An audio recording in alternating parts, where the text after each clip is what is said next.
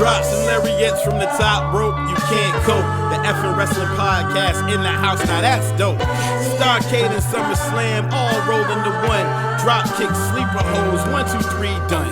Whole mics like Mean Gene or Gordon Soley. I'm Ricky the Dragon Steamboat with that Crockett trophy. So listen closely as we approach the final hour in an instant. Hands raised, crowds phase without the time limit. F'N Wrassling podcast with that ultimate finish. Suplex, now you end it. Yes, yes. Ladies and gentlemen, enjoy the show. Let's go.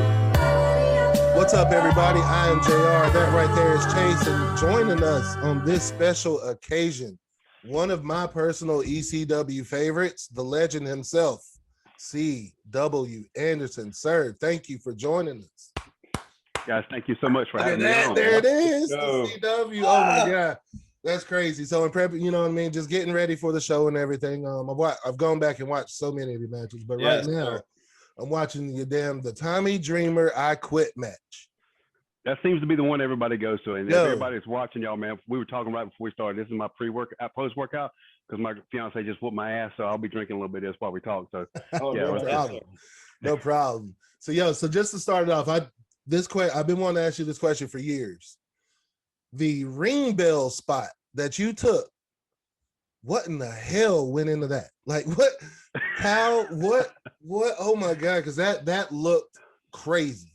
It was. That wasn't me selling. That was me trying to get my damn hearing back because it was literally ringing. It was one of those that was Tommy and I did it a lot, and it was more to the balls when we were doing these spots. Mm-hmm. But he just got that wild hair across his ass to do it in my ear that time, and it was on the fly. And really, you know, I trusted Tommy, and when he hit it, I was like, I should punch you in the damn throat because this shit, it was just a wah, and I'm sitting there trying to get it out of me. Yeah, it was all right, man. And it added to it, so it is what it is with that. Right, that's awesome, man. And wrestling is just not the same. I'm 41, so I'm a fan of the old, the good old stuff, the good old days stuff. You know what I mean? And wrestling's just not the same. Just from my influences, Dusty, Rick, all that kind of stuff. Going back to your beginnings, I read, some of your influence, Dusty, on the beautiful Bobby Eaton. Tell us something. Really? Yeah, it wasn't until about 4 years ago that he actually found out how much I idolized him. Oh, that's cool, man. Bobby was one of the original high flyers, and the leg drop and knee drop, but he was so graceful. And he was so fluid in the ring. And then when I got into wrestling, I wanted to be that guy. I wanted to be able to work a broomstick or Ric Flair and have a 5-star match. That was who I patterned my stuff after. Even to when I was such a mark when I first got in. And again, nobody trained me, so I didn't know any better. My pants, I wore the long tights with the stripes down the side and stripes on my boots, like the Midnight Express stuff. I was such a mark. Yeah. Nice, man. Yeah. And, my first encounter with Bobby was at the ECW arena when Paul was going to bring him in to do a program because Paul knew I was a mark for him.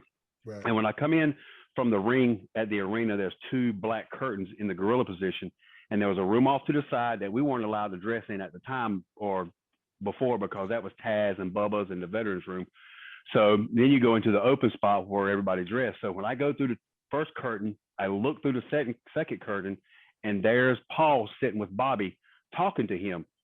On 100% my right hand to God, I had to go in that room and collect myself because I was like a little teenage girl meeting Justin Bieber for the first time. I could not catch my breath. Oh, I totally understand. Totally understand. Because beautiful Bobby, like that's the Midnight Express is one of my favorite tag teams of all time, for sure. They were everybody knew. Bill Wiles and Lou and I did a podcast yesterday with Chili Willie. It was a Dangerous Alliance one. Dangerous Alliance. And I talked about how we all, reflected all of each other and fed off of each other. Everybody had their own spot. Bill had a gift of pissing people off around the ringside. Lou had a gift of being on the microphone and pissing people off. And I guess mine was a kind of a workhorse type, putting it all together type mentality. So that's the way the Midnight Express was. Bobby was the workhorse. Everything was right fluid. Stan, the later Midnight Express, was a little bit of the showman. Yeah. You know, earlier Dennis Condon, I mean, Dennis was a damn workhorse too, Dennis and I was didn't a appreciate monster. that. And Yep. then you had Cornette on the microphone and outside, and man, they just complimented each other so much. Yep. So they were perfect. Loved them, man. Loved them. So Bobby Eaton. So what were some of your favorite wrestlers, you know, coming up, and how'd you get into wrestling just in the beginning altogether? Coming up, it was, you know, because my whole story, it all ties in together as I hated wrestling growing up. It wasn't until I was about 14 years old. I was a huge Saturday Night Live fan. I didn't like wrestling at all. But my little brother Kevin, he's the reason I'm into professional wrestling, so that's his fault. I can blame him for that. He told me one Saturday morning, the NWA was getting ready to come on Channel 5 down here in Raleigh where we live, and he goes, Chris, he said, watch this one with me, just one match. That's all I ask. Because Kevin's 3 years younger than I, so I was 14, he was about 11. Okay. And he said, if you don't like it, I'll never ask you again. I said, all right, I'll sit down and watch it. Just so happened, this match is on YouTube, July 5th, 1985. It was the Rock and Roll Express versus the Russians, Ivan Koloff and Crusher Khrushchev. And then the finish was Ricky Morton rolled up Uncle Ivan with a victory roll to win the belts. Oh, wow. So okay. I watched that match. They went when the Rock and Roll Express went over. He and I were jumping around like little kids. Of course, we were little kids jumping around because the Americans had just beat the Russians, and I was hooked. Fast forward till about 4 years ago again. I'm sitting in the locker room in Clayton, North Carolina, and to my left is Ricky and Robert, and to my right is Barry Darsow, who was Crusher Khrushchev. And I'm like, oh my God, these 3 or 4 guys, you know, are the ones that got me into pro wrestling. And again, when I posted that about a few months ago on Ricky Morton's Instagram, he popped for it because he didn't know that he's one of the reasons that I got in professional wrestling. Wow. So, and it was some of my favorites was Rock and Roll, Magnum, Dusty. It wasn't until I got older and got into wrestling that I started appreciating Arn. Still don't like Ole to today. I don't like Ole at all. Really? On a personal level. No, he's a bitter bastard. Yeah, so, we were going to ask you, well, since we're there and don't want to forget about, we were going to ask you about that anyway, since you brought it up. Yeah, in doing some research, I found that you and Ole had a run-in. So I wanted to ask, is that territory we can go towards, or is it just? Yeah, it's fine. You know, it's on High Spots. High Spots brought Ole in to give me permission for the Anderson name, because the whole time Gene give me permission, give my through 2 guys that were working as the Andersons, give me permission to use the Anderson name. And I love the whole time I've been an Anderson. Already, everybody says, well, you're not a real Anderson. And my response is, well, none of us are, jackass. No. So I don't get it. And so Gene's the only real one. I never had a run-in with Arn until I got to WWE when I was doing that Disney version of ECW. And then when High Spots brought Ole in to a show, I think we were down in Charlotte, and I worked Chris Hamrick, and I literally just gotten back from Japan. I flew in that night. The next morning I drove down to Charlotte. Ole was peddling his book. He didn't want to do anything. He sat by his table, and I introduced myself, and he said, so I guess you're the Anderson. I said, yes, sir, I am. And one of my friends come up and hug me. You know, he's a big dap, man hug, stuff like that, because I hadn't seen him in a minute. Yeah. He says, Jesus Christ, 8 or however many. He said, 10 years out of this business, and everybody's turning into faggots. That was his first words, was Ole.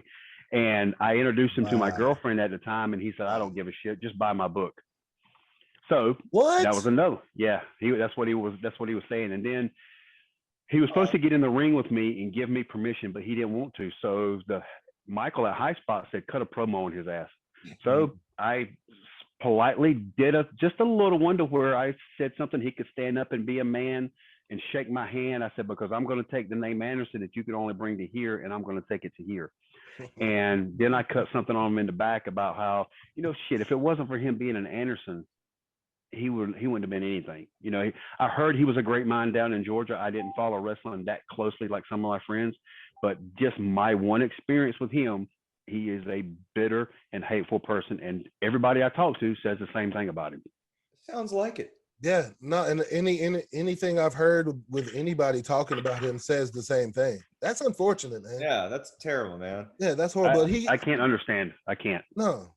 I mean, there's no reason to be like that at all. I want them just like right before earlier today, before I even tagged up with JR, I watched a shoot interview with Arn Anderson, and where he spoke to you about hey man, He spoke highly of it. Yeah. Andersons. Yes. Use the name, get it over. And it's one of those questions I wanted to ask you is what's your opinion on the lineage, this kind of created family tree of the Andersons? You know, as you have Gene, and then you have Ole and Arn, and then there's you and Pat Anderson, and then there was another Anderson, but then Rocky.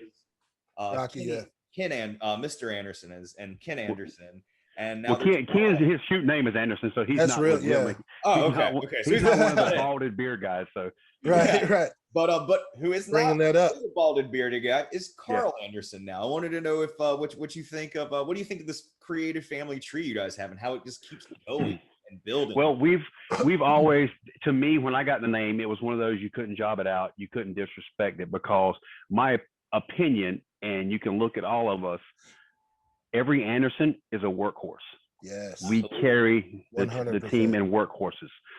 When I was with the Extreme Horsemen with Carino and Simon, Beautiful name, by the way. I'll tell you that story as well. But when I Okay. came, when I worked with them, you know, Simon could work his ass off and Steve could work his ass off, but I was always the workhorse. I wrestled in an 8-man one night. It was me and Carino and Lodi and Gunner against James Storm, Hurricane Helms, and the Hardys, and I did some spot. Wow. And James Storm goes, "Holy shit, CW, you are a fucking workhorse." Because I was in there for like minutes, spot. And that's what I've always been known as. And to me, that's what the Andersons have been known as. Now, I've never met Carl. And I want to say, I don't know if Carl was one of them, but I got 2 or 3 emails 10 plus years ago from guys wanting to be Andersons, you know, and wanting permission from me. Well, it's not mine to give. Since Gene's passed away, it would be, in my opinion, Arn to give that blessing. Right. But I respect Carl's work. Never met him. He does a spine buster. I mean, not as good as me, but you know, whatever. Arn's been a workhorse. Ole could work his ass off. You know, when Pat was coming along, Pat could work. You know, at age he was getting at, and that's the one thing I've always said is Andersons are always workhorses. Well, So, I love and that. you know, when Arn gave me the blessing, I saw him a few months later at this event called WrestleCade in Winston-Salem, North Carolina. We do every Thanksgiving. Arn was signing. I walked up and I was with my girlfriend at the time, and now my fiance Brittany, and Preston Quinn, who's part of the excursion. Thank you very much. I got lucky because she's beautiful. I must have a fantastic smell, because that's all I got. Outkick your coverage, huh? Yeah, I definitely outkicked my coverage on that one. I was standing behind a few people that was talking to Arn, and Arn leaned back and around and saw me and kind of smiled and, you know, give me this. So once they left, you know, he shook my hand, hugged me, and we sit there and talked. And I thanked him again, because he's always said I've always been respectful to him. And I said, Arn, I can't thank you enough for giving me the blessing, and what you said about me just humbles me. And he said, CW, I meant it. He said, you can work. He said, you deserve the name just as much as I do to make money off of it. He said, I hope you've had success. He said, but you are not disgracing the Anderson name by no means. That's awesome, beautiful man. story, man. That's how it should be. Like, that's why I love Arn Anderson. He's one of my favorite wrestlers, you know what I mean? He's But amazing. I always thought you were related to him, honestly, just because of your work in the ring. I mean, you're both left-handed, the spine buster and everything. Like, it, in my mind, y'all were related. I don't know how I throw a punch left-handed, because I throw a baseball right-handed, left-handed. I kick left-footed. When I bat and play golf, I bat right-handed. So I don't really know where I'm at with all that, but I don't know how I throw a punch left-handed. But it just worked out. Yep. Okay. As the great Charles Shocker from NC State on the Wolfpack said on ESPN one day, Coach Valvano has been teaching me to use both hands, so I'm amphibious. Amphibious, yeah. So I went to NC State also. I played ball at NC State, yeah. Oh, you did? Okay. Yeah, and we're both North Carolina boys also. I'm from Yeah. Asheville. He's from Greenville, so yeah. Oh, fantastic. I was just down in Raleigh this morning, down on NC State campus. Oh, it's beautiful. There's no more beautiful campus in the world, baby. JR was just telling me before you came on the show, CW, why you were one of his favorite wrestlers from the start. Okay. It's because you were because they booked you from Raleigh, North Carolina. Yep. Watching ECW and hearing Raleigh, North Carolina, I'm like, oh, he's North Carolina boy. I love heels. I'm a heel. If I was a wrestler, I would be a heel. Heels are always the best. Okay. And that's because where I'm originally from is a crossroads called Emet. It's time spelled backwards. So that's why I said Raleigh, because that's the closest thing and biggest thing that anybody could recognize. Even I've never even seen that. It's legitimately across. If you've heard of Zebulon, yes, Middlesex, Selma, yep. Smithfield, Yep. Wendell, it is legitimately a crossroad right in between all of them, and it's called Email. Oh no, man! I'm from Pactolus, North Carolina. I have to claim like either Greenville or Little Washington, because Pactolus is a gas station and a church and like a flea market and nothing else. So I understand that. I played a mini ball at Little Washington, so I know exactly where that's at. Love Little Washington, man. That's and partied a lot in Greenville when I was going to college in Kinston. There you go. Hell yeah, Greenville. Hey, Greenville is a fun town to party in. Yes, absolutely, man. So I got to ask though. So if you play ball in Little Washington, do you know Bill's Hot Dogs? I do not. You talking? This has been 20. I was in my early 20s when I went down there. Oh man, this place has been around since like the 50s. If you ever find your way around there, it's a really good hot dog, hole in the wall hot dog shop. Yeah, I was playing semi-pro baseball, and it was legitimately I was the only white guy in the league. Okay. Yeah, that's so how I roll. If you weren't wrestling, would you be playing baseball? Would you have tried to pursue baseball? I tried to pursue baseball in the beginning, and then when I blew my arm, after my mom talked me out of signing with the Padres when I come out of high school, because they wanted to draft me, I tried to get back into it, and then once I blew my arm, I just never went anywhere. I tried out for the Braves, stood out there, which was crazy because I was the fastest catcher there, which is because I'm not fast at all, man. I got white boy speed when it comes to that. But I never, nothing ever happened with the Braves, because I tried out at the old Durham Bulls Athletic Park where they filmed Bull Durham at. So Durham, yeah. That was pretty cool. But nothing ever come out of baseball. But that baseball was definitely my first love, and then wrestling was my second. It just, it worked out how it was supposed to. Yeah. Everything, I truly believe everything happens for a reason, man. Yep, 100%. For sure. So let's go. Sorry, go ahead, Chase. Oh no, you said there was a cool story for the name Extreme Horseman. I love that name, man. I just wanted to ask after ECW folded. Steve Crean and I have been best friends for 27 years, and we were really Steve and Simon Diamond were really close, and then I knew Simon from the old NWA stuff we did around Rayford and Fayetteville when Steve lived in Rayford. So we were always wanting to be together, and Steve and I were working for TCW, which was Dusty Rhodes' promotion down in Georgia, Turnbuckle Championship Wrestling. Well, Dusty had all his friends, a lot of his friends with him, Barry Windham, Manny Fernandez, Mike Graham, guys like the old NWA guys, and come and work for him. So he set us down one day, and he goes, "Look, I have an idea to put you and Barry and Steve together." He said, "I want to call you guys the Extreme Horsemen." He said, because, Steve, you and CW came from the Extreme, and Barry was one of the original Four Horsemen. So I figured it would work.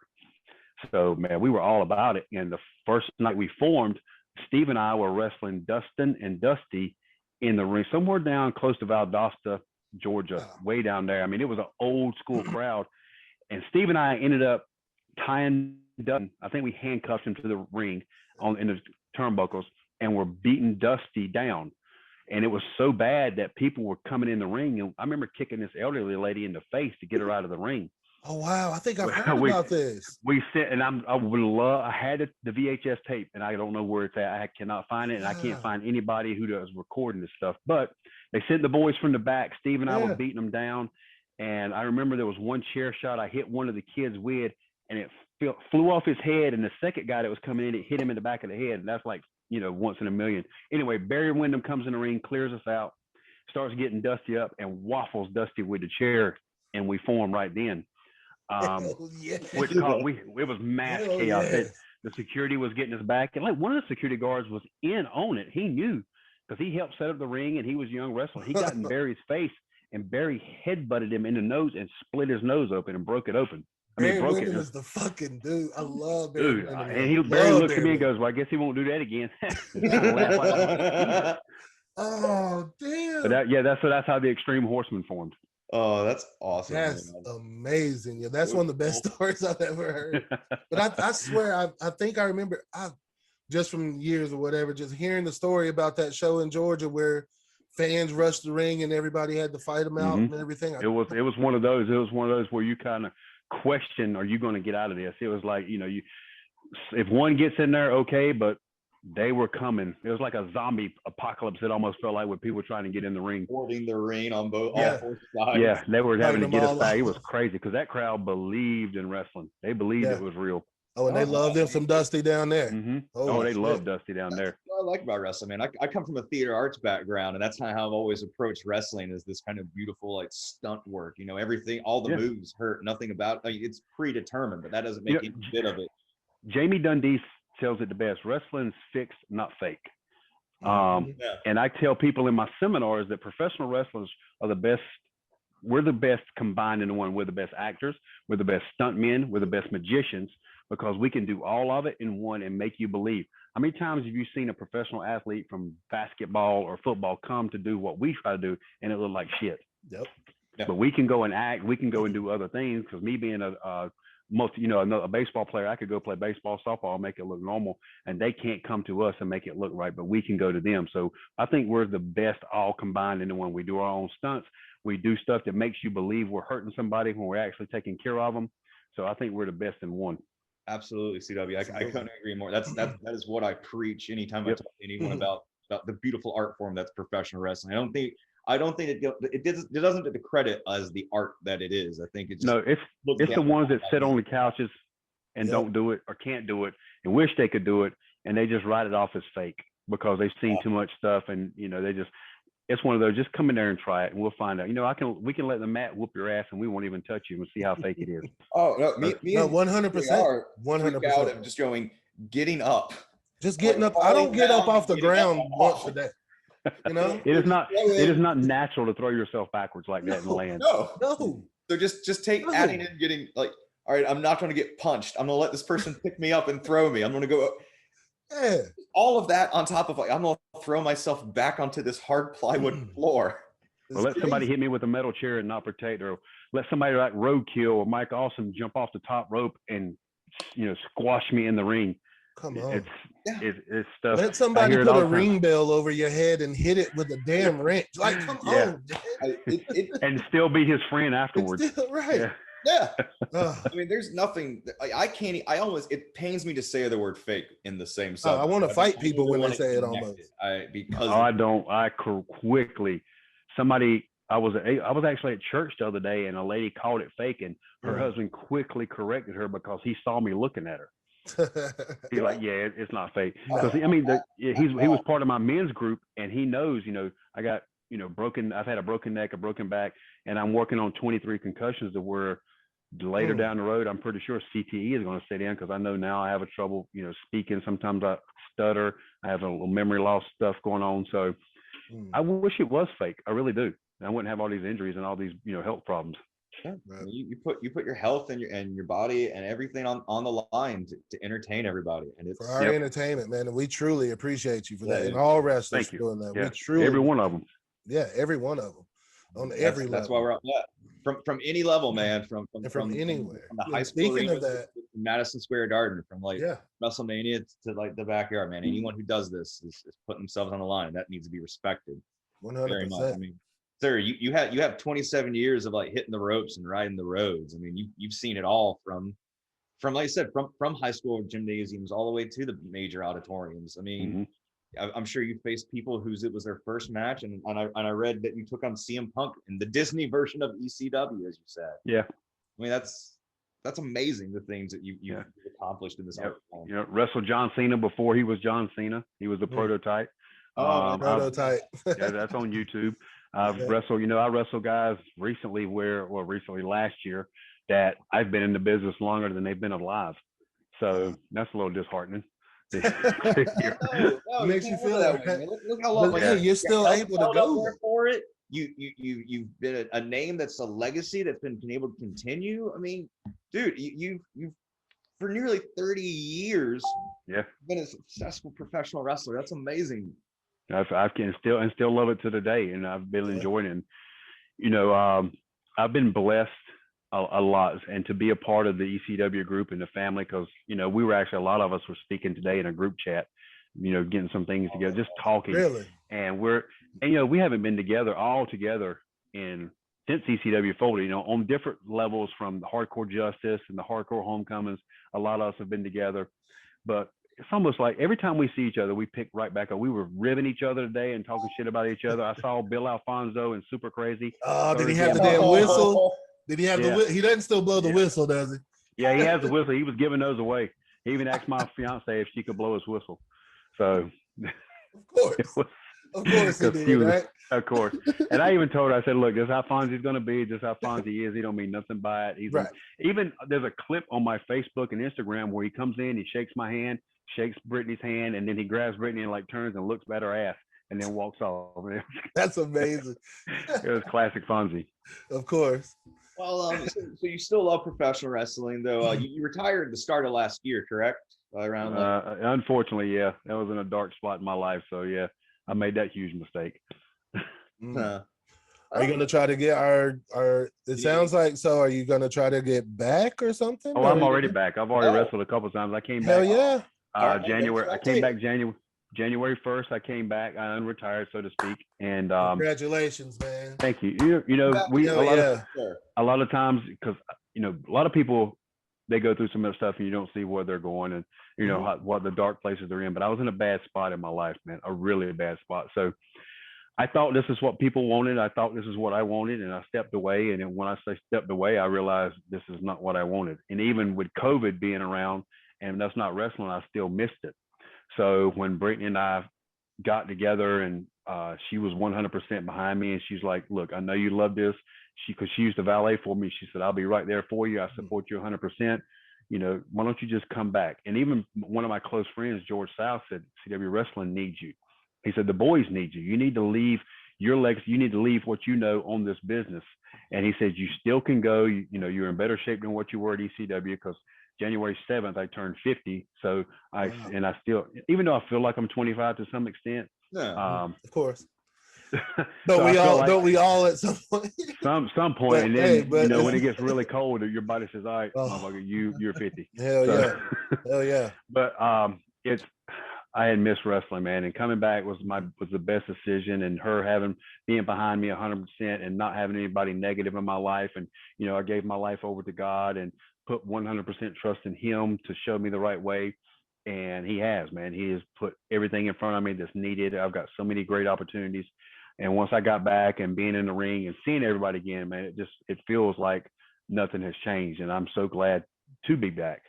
That's awesome, man. Right. Well, and the landscape of wrestling is changed. It's almost like reverted back to a sense in almost the territory days, wouldn't you say? Because there was a while where I know we were for WCW and they closed down nearly 20 years ago, and WWE kind of controlled everything for like 20 years, but now you have AEW, you have Impact making a big difference.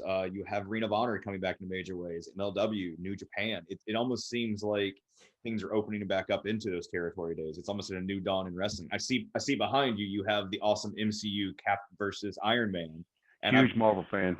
Dude, I'm a huge comic geek. I mean, that's like one of my big passions. It's like one of the ways I've been describing it a lot recently is we've entered this weird MCU of wrestling right now where everyone's lore and everyone's characters can just hop around and mean something instead of just going, "No, you've signed with us. Let's change your name. We're going to make you." It's, "No, I've made myself. It's my brain." And again, that's why you need to come back. You're part of the Anderson family tree. I mean, that's the important thing about wrestling. That's the lineage and the storytelling. It's one of the like comic books and like soap operas. It's one of the only ongoing, never changing narratives. Jack Victory said 20 years ago, 18 years ago, that the only way wrestling would survive is in territories. And it seems like it's headed back towards that. I got contacted from the MWA to be there this weekend, and I couldn't make it because I was, coming into a new job, leaving an old job. So I was in a transition, and plus being gone for a couple of days and just finding out that because if anybody that follows me knows my Rottweilers are basically my life. And I have a male that's 180 pounds I've had since the day he was born, and just found out last week he has a terminal cancer. So I am trying. Thank you. To hear that. He's like my child, man. All last week I was crying. I was upset, and he's sitting outside right now. He won't even walk on that leg. So I just want to be here with him right now.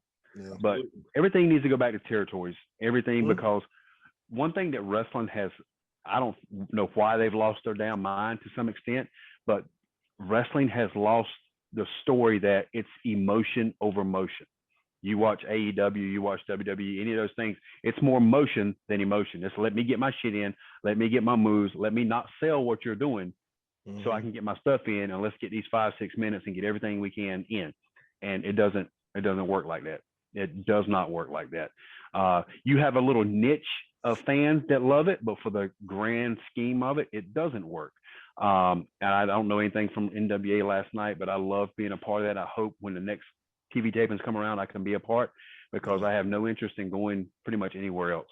I have no interest in going, even if I was asked to go AEW, no interest in going back to WWE. I rode that horse one time and I'm not getting back on it.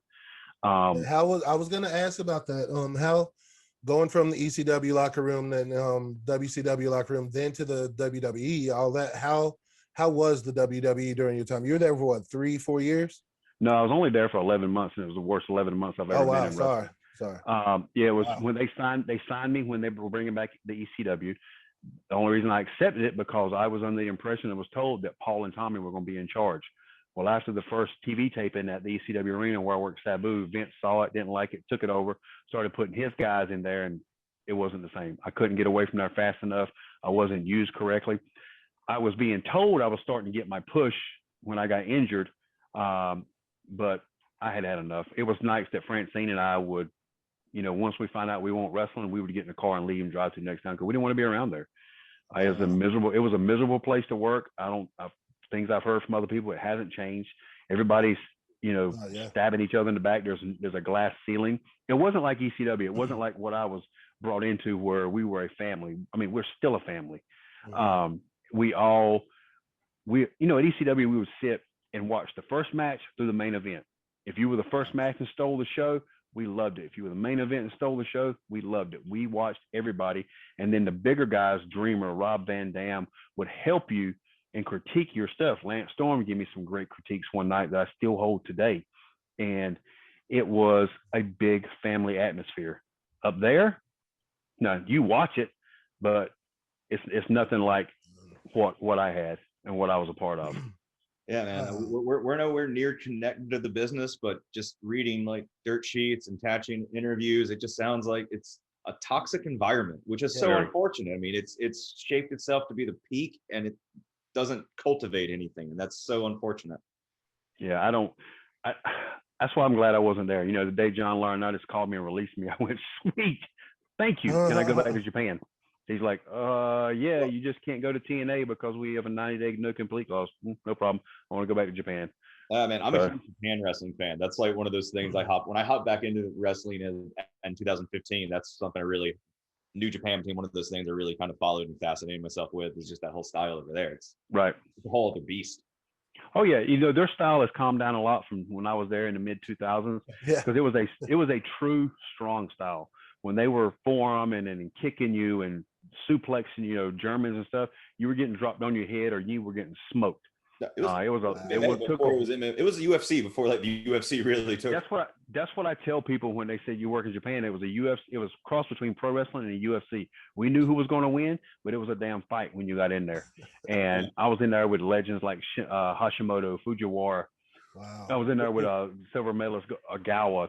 I was actually helping train Agawa at one point. And when they would bring they'd have other Japanese wrestlers, Hashimoto would send them to me and Steve to teach them American style because he said we were the best two American wrestlers. Wow. And, I got one of the huge honors of being called King of Corrigan Hall. I was like the most popular American in Corrigan Hall, which is attached to the Tokyo Dome. And Corrigan Hall to me is like the ECW arena, kind of like Madison Square Gardens. It's one of those places you thrive to wrestle at.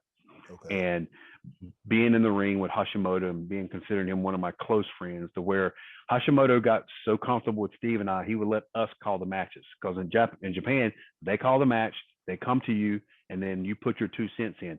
It got to the point where Hashimoto knew he was working us. He actually would request to work Steve and I because he knew he wasn't going to get hurt. He knew he was going to have a good match. And he would say, okay, you guys just put the match together. I trust you. Wow. Which is a huge honor. That's awesome. That's cool, man. That is so cool, man. The whole I would tell you a funny story real quick with Hashimoto before we move forward. Do it. When the Japanese guys, especially somebody like Hashimoto, who's nothing but respect. You think you respect Hogan or somebody along those lines. No, that's a Hashimoto and Muda and those guys, you see their aura. It's crazy when they're around. So when they speak, you listen. Yes, sir. Yes, sir. Okay, no problem. Whatever. We're dressing together one night. Most of the times, the Japanese guys dress by themselves. The Americans dress by themselves. The Japanese would come to our dressing room and tell us what they wanted in the match and give us ideas, or tell us, do you have any ideas for your spots? Well, one night we're all dressing together, and it's Hashimoto and I want to say Ogasawara, who was a karate guy. It was them two against Steve and I. And Hashimoto would always tell you, sorry, man, okay, tonight, CW-san, you down, me up. DDT, okay? Okay, no problem, Hashimoto-san. And so that night, we're all sitting around, and Hashimoto starts going on the match, and he's sitting in the middle of the dressing room. He said, tonight, CW-san, me, up, you down, okay? I went, no. And I was stone-faced, and I just sit here and I said, no. And it got quiet. And I was like, on the inside, I was like, oh, shit. I was playing a joke with him. Right. Steve goes, what are you doing? And we're in Kyoto, Japan, and Hashimoto, he got this look on his face, and everybody was like, holy shit, CW said no to Hashimoto. And all Japanese were quiet. He goes, why? Why no down? I said, my hometown. He goes, okay, tonight, CW-san, me down, you up. Maybe Karino-san, you down, me up. So from the loop all the way out, I knew I was working him. He said, CW-san, tonight, your hometown? I said, yes, my hometown. He said, all right, Karino-san, you down, me up. So he was always finished. He says it's my hometown. That's awesome, man. Oh man. So great. CW, you mentioned that you trained over there, and I know you have the Anderson Academy. Do you still function that school? Is it still a little bit? It's not so much. It's called Fracture Factory now. One of my students took it over, Victor Andrews, who, you know, if you know Vic, or if you've heard of Vic, you follow him on Instagram. I'm Mr. Everything. Mr. Everything. Yeah, he's amazing, dude. He is, and he's psychotic, because I work out with him, and his workouts and cardio, he's freaking psychotic. Well, so but he's good. He knows his stuff, man. And he perfects his craft. But he kind of runs that. But I go and work out with him and help out when I get a chance. And it's at my cousin's school down in a place called Wilson's Mills. That's awesome. So I don't want to be involved right now with all that, because it's a full-time job to some extent, and I just don't have the time right with it. But I go and work out when I can. But yeah, I did train a lot in Japan and help train the Japanese wrestlers over there, which I actually would get in the ring with some fighters before it was UFC, and it was called rings. Like Wataru Sakata, I was helping transition him to an American style, but I was the first American he wrestled, and he beat me like a drum. He beat me so bad in that match with kicks and punches and strikes, I could hear low-key howling from the back. He was laughing so hard. Wow. He was sitting there watching, and Spanky, or Brian Kendrick, and Steve Carino were my seconds, and every time he would hit me, oh my God, I literally got my ass whooped in that match. It was a shoot fight. So, and then it was like months later, he kept learning. And once you do stuff to these guys, and look, I can get the same effect by punching and you selling it, and invite, you ain't got to hit me so damn hard. He would tell me, like, he would apologize, like, I am so sorry. Oh, that was so bad. I was so bad, like, yeah, you were horrible. You were killing me. You whooped my ass. Yeah, you whooped my ass. But then you see the light bulb go off in their heads, like, look, I ain't got to kick him with full force, or I ain't got to hit him. He's going to sell it for me. So he literally, in his own ways, called me a magician, that he was able to give me strikes, and I was make it look like he was killing me. Wow. Yeah, that's so that's cool. Awesome, man. So so to circle back, and I guess we'll wrap it up with this question and whatnot. A couple other things. You mentioned Victor, and you're good friends with Steve Carino. This weekend in Wilmington, down here in Wilmington, North Carolina, where me and Chase live, they are wrestling each other, or Victor's wrestling Colby Carino. Really? In the UPWA, yeah, man. Title. Yeah, I just saw the Colby for Victor's Saturday world night. title. Yeah, I just saw Colby the other night. Yeah, Saturday night, actually. Yeah. How do you think that's gonna go, man? With you know what I mean, your boy Victor and your best friend Steve's son. Like, what's up? Oh, they're gonna kill it, dude. Because I know Colby. I always joke, and I even told Colby this. I was like, "You're so much more talented than your dad. So much. He is so much." Wow, that's saying something, because Steve Carino was the shit. Yeah, man. I love Steve. Steve is an amazing worker. Yeah. Steve's gift, he was, that's why Steve and I mesh so well. He always said I was the workhorse and he was the mouth, because Steve can talk like Good nobody's God, business. he could talk. Oh my God. Yeah. But Colby is so much more athletic. He's that new Wow. generation athletic, and Okay. Colby used to follow us around in Japan when he was 7, 8 years old. He would walk behind us, and we keep out, because he's always called me his uncle, because I've been Uncle CW to him the whole time. Right. Right. So, but he is so. Colby's got it here already, and Victor's got it here, and they're both so talented. They're both athletic, man. I can't wait to see that match. I know Victor will tape it for me and send it to me, but they're going to kill it. I don't see how anybody else can steal the show but them two. No, I am so excited for that match. Yeah, so excited. Andrew's on a couple episodes a couple weeks ago. And that one we were talking about was that upcoming one, and he mentioned you, and it became that whole storyline, that beautiful theater of wrestling of going, C.W. Anderson trained you. He was tag team partners with your opponent's father. Where does the storyline go? Yeah. Where does allegiance lie? In that beautiful way where, like, you can't build a narrative that good in any other sport or theater. I mean, it's Shakespearean in a way, man. Yeah, that's the love I have for it's art form. Professional wrestling. It's story. It's a male soap opera, and that's what still 100% hooks people. For everybody that's watching this, and you guys, I don't know if you've seen it yet, but to prove my point, go search my name, CW Anderson, AML Wrestling, and find the thumbnails of George South all bloodied up. And they called it the second greatest story ever told. It's 4 matches with me and George South from 2019 into 2020. It ends with our I Quit match. Our I Quit match was so bloody that I passed out in the middle of the gymnasium after the show. And we're watching it tonight, Chase, at work. Watching it in 2 hours. It includes every one of our promos leading up to it. The second match had a lot of heartfelt, because I was going through some stuff again there. Mm-hmm. And you see my promo is really emotional. And then Steve comes and seconds me that match. I end up breaking my rib. George took my spine buster and broke a rib and still had to finish the match. And the third match was us at WrestleCade. And the fourth was the I Quit match, which is freaking brutal. So watch that. We did not one move out of the 80s. Everything was called in the ring. Everything. Wow. Nothing was called in the back. Hell yeah. Storytelling. That's George. There. You will see how much of a master George South is at calling a match, because it's like Brian Hawks, who helps run AML. He told the boys in the back, he said, "What's one thing in this match you've never seen before?" They couldn't answer him. He said, "When's the last time you've seen CW not call a match?" I just sit there and listen. And they were the guys that were around the ring, which was Colby, the Dawson brothers, and Steve on different occasions. They kept telling me we got lost in the match. It was like watching Steamboat and Flair. The fans said it was like watching the Rocky movie. The promoter, Tracy Myers of AML, the second match, he says, "I've cried once in professional wrestling. That's the night Shawn Michaels super kicked Ric Flair to pin him." He said, "I cried twice in this match." Y'all were telling such a beautiful story.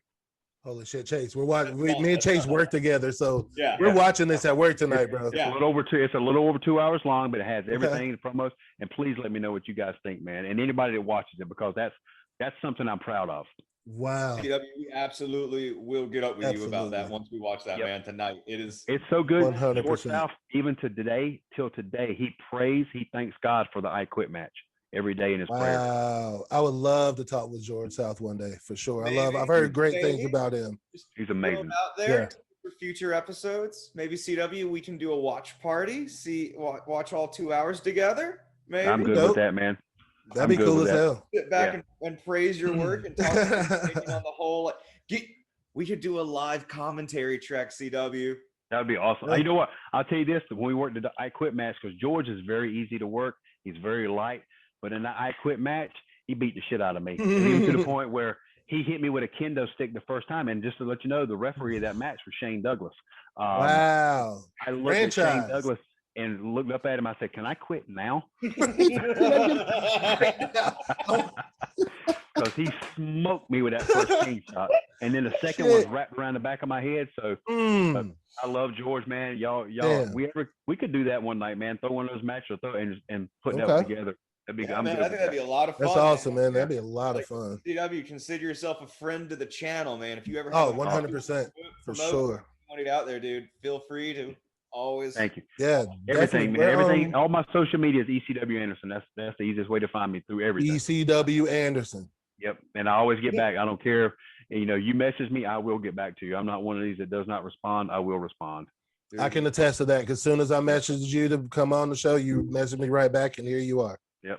man, we Respect, Thank you. man. That's all I it's about. cannot thank you enough for joining us, man. You are one of my favorite wrestlers. Thank Thank you, you JR. so much for everything you've done for the business and still do for the business. And we're gonna check out that series of matches. Cannot wait. And dude, we gotta have you back on. Would love to Yeah, have you it's back on exciting. again. That'd be amazing. Yeah, it's exciting, man. Let me know, man. Guys, it's been a pleasure and an honor to be on here. Thank you so much for having me. Oh, thank you. Awesome. Thank you for joining us. Everybody, the great, legendary C.W. Anderson. Thank you, sir. Thank you. See you guys. Later. Take days. care, buddy. See ya. Man, Oh man. how dude. about it, Chase? Dude, How that was- about it, man? Dude, That was awesome. dude, That was the awesome. legendary wrestler himself. Holy shit. That's that's 3 decades. Yes. Road, hitting ropes, no Mm. moves. How to tell Mm. the story Mm. from turnbuckle to turnbuckle. I mean, that's legendary right there. Yep. I can't even say nothing else about it, man. Another great episode, another great interview, Chase. JR, this is an amazing. I can't say nothing else, man. You know, like These are our ropes and these are our roads, and I couldn't be running it with anyone else, man. best tag team partner in the world right there, baby. Partner in the world. Yo, thank y'all for listening. Thank y'all for watching. Thank y'all for supporting. Tune in next time for another edition of F'N Wrassling. Peace.